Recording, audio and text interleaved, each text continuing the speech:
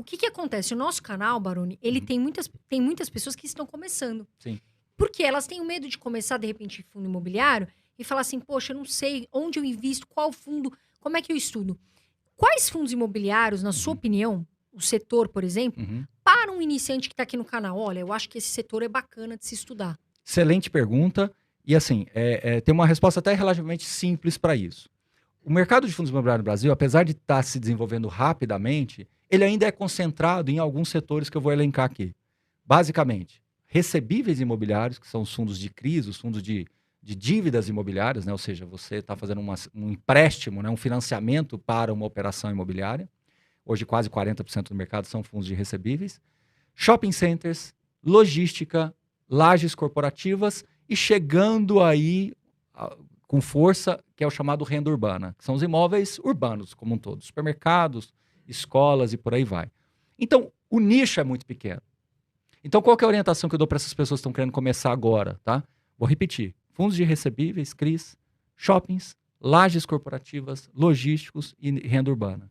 Se você escolhe os dois que têm um histórico um pouco maior, se você escolhe dois que têm uma transparência melhor na comunicação, se você escolhe dois que têm um portfólio mais robusto, mais maduro, já é um pontapé inicial fantástico.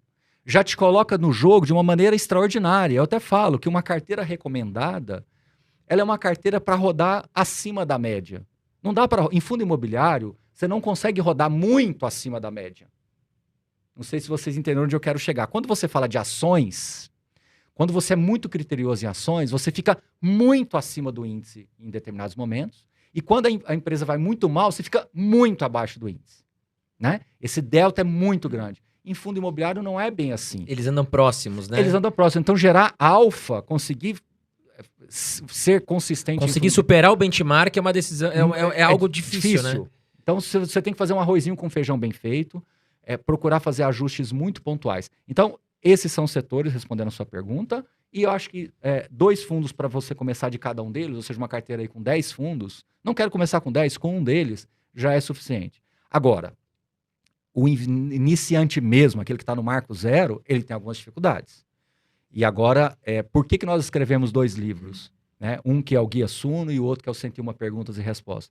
Porque a gente sentia que tinha essa lacuna. Para tirar a pessoa do ponto 0 e trazer aqui para o ponto 3, 4, era difícil. Sim. Muito difícil. Porque aí por isso que o livro... Primeiro passo, né? É difícil, Carol.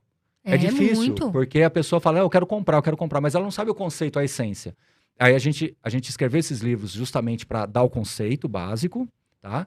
O outro livro, ele responde a maioria das perguntas das pessoas. Aí você sai do ponto 0, chega aqui no ponto 3, e aí é onde você começa a assistir uma live, uma entrevista com um gestor, começa a ler alguma coisa um pouco mais sofisticada para você ir avançando. Nesse caminho, e esse caminho, sendo muito franco, se a pessoa for disciplinada, não vai durar mais do que 2, 3 meses, já é suficiente para você começar a comprar suas cotinhas devagar. E aí, quando você compra as cotinhas, é igual sair do videogame e dirigir. Você sai do simulador e vai... Você tá lá jogando FIFA, lá, como é que chama o outro jogo lá? Esqueci o nome lá, meu menino, PES, né? Tá lá jogando tudo. Agora vamos jogar no campo, é um pouco diferente. Mas aquilo que você fez lá no joguinho, você consegue, por equivalência, entender mais ou menos como é que é a dinâmica. Então é mais ou menos isso. Aí você vai para o jogo, você vai comprando as primeiras cotas, você já vai acompanhar de um jeito diferente. Então, o que é a mensagem que eu tenho que dar para o investidor iniciante? É uma coisa muito simples, uma palavra: comece.